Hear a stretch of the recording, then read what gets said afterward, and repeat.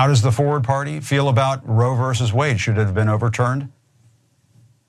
Well, I personally think that women's reproductive rights are fundamental human rights, but the Forward Party has not left or right, but forward stance on even the most divisive and contentious issues. Well, what does that mean? Don't you have to take a position on something? Don't you have to take a position on something?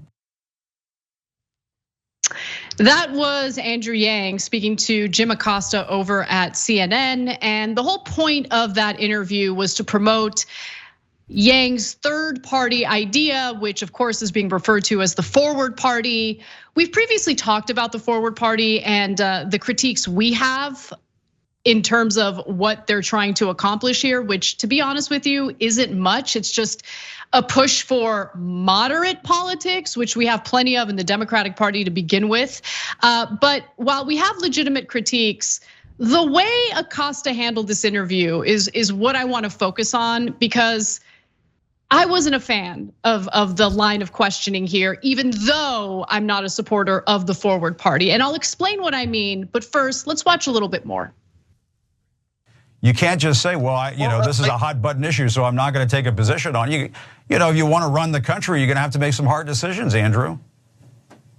Again, the Forward Party is about that common sense consensus majority view, which is very clear on abortion. It's clear. What about guns? What about assault weapons? On climate change. It's actually clear on just about every issue under the sun. Should 18-year-olds be able to buy AR-15s?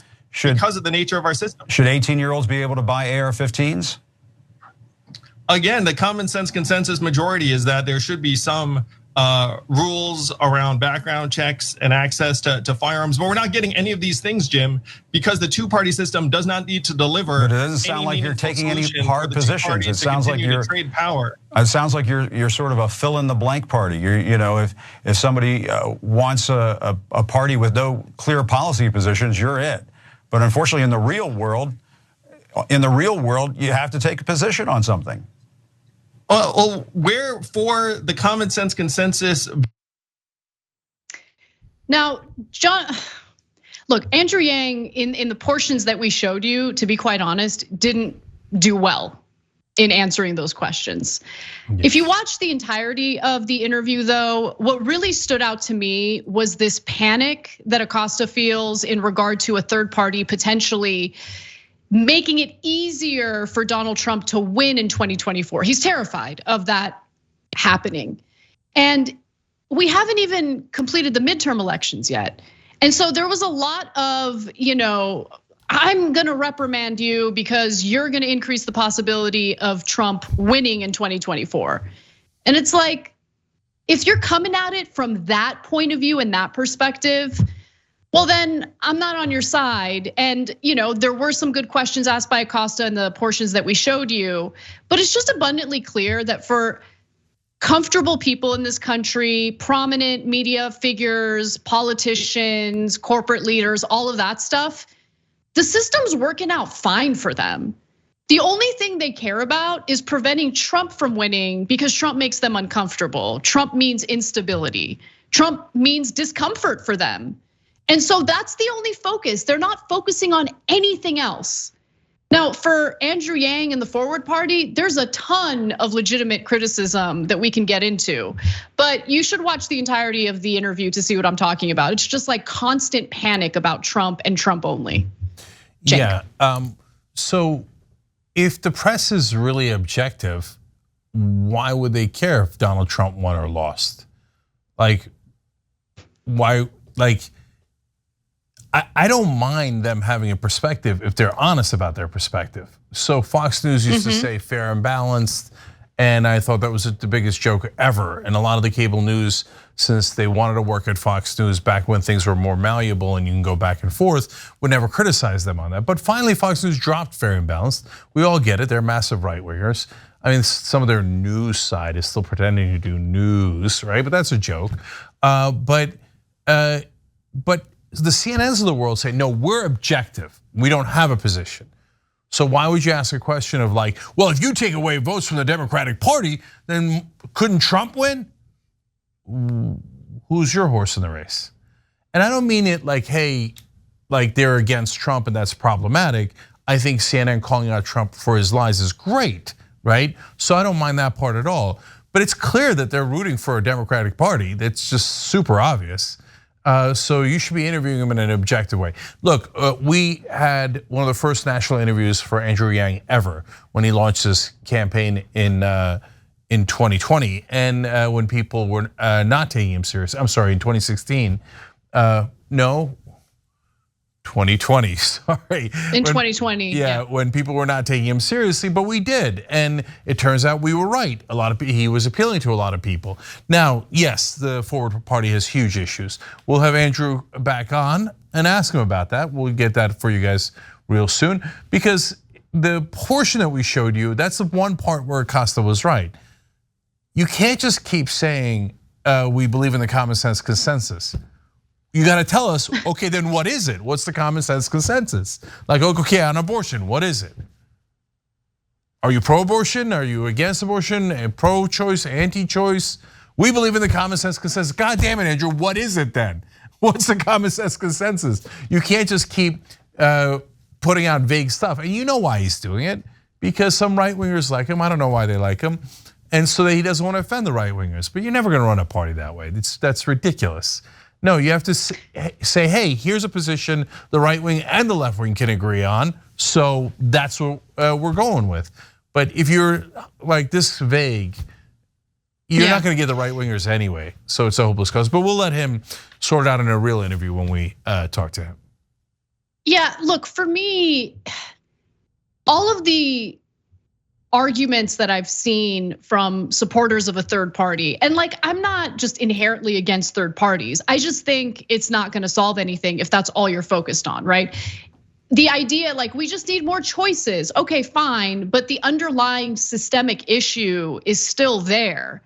And the system is rotten to the core because the incentives are all in the wrong place.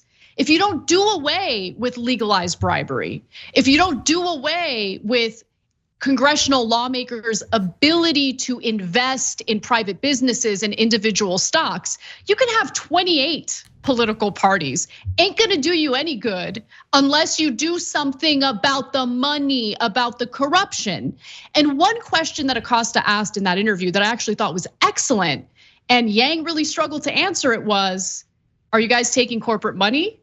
And I wish Acosta would ask that question of all other politicians or all other political candidates. It's interesting that that question that's so critical, that's so important, was directed solely at Andrew Yang as he's attempting to launch a third party. No, that is the only question, really, that you should be asking of every politician, every candidate. And so while you might be supportive of third parties, I hear you. I just want you to be a little more skeptical of what a third party could actually do for you if that underlying issue with our system isn't addressed. Yep. Cable news has never once asked Nancy Pelosi, do you take corporate PAC money? Ever, ever, ever. And they never will. But no, when it's they think she's a hero, Cenk. They think she's a hero for taking the money. Are you kidding me? She's the top fundraiser of the Democratic Party. They love it. They give her kudos for that.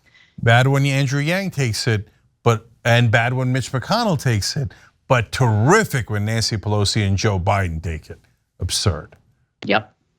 Now, I want to be fair, and even though he did a poor job in answering the questions during the interview, let's talk about where the Forward Party stands on the issues that Acosta had asked about. So on guns, for instance, most Americans don't agree with calls from the far left to confiscate all guns and repeal the Second Amendment, but they're also rightfully worried by the far right's insistence on eliminating gun laws. This is according to Yang in his op-ed in the Washington Post. By the way, the far left, I mean, I really don't see calls to ban all guns. No, it's like, a made-up position. No, I don't respect that. It's a made-up position. Yeah, no, it's a neither straw do I. man. Like, He's saying on the one hand, they're going to repeal the Second Amendment. Who's proposing to repeal the Second Amendment? You just made that up, okay? And on the other hand, can we get the Republicans to agree to moving 1 inch towards gun laws? No, that's not a fair look at the issues. You're painting it completely in favor of the right wing.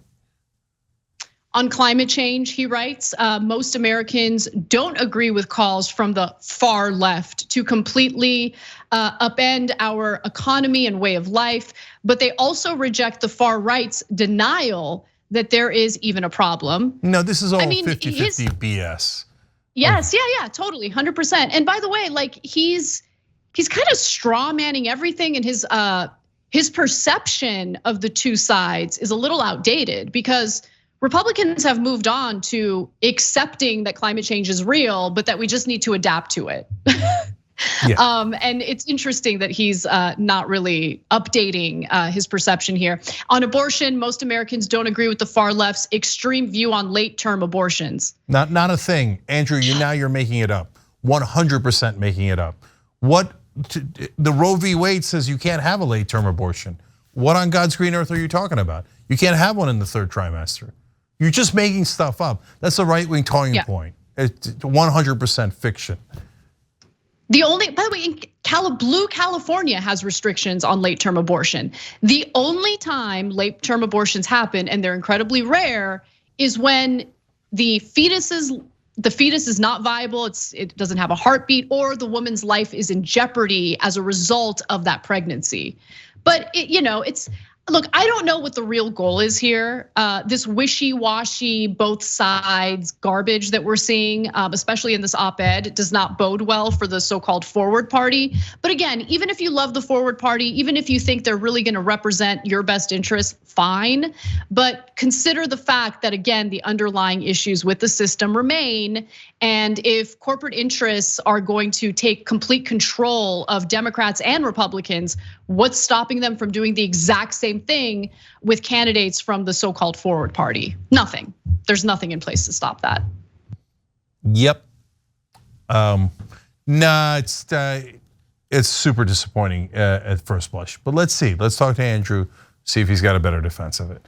And I do now. You got me real curious, Anna, on where their money's coming from, because I'm not interested in another Peter Thiel-backed action. Oh, we are from the center. We are from the left. Come support us.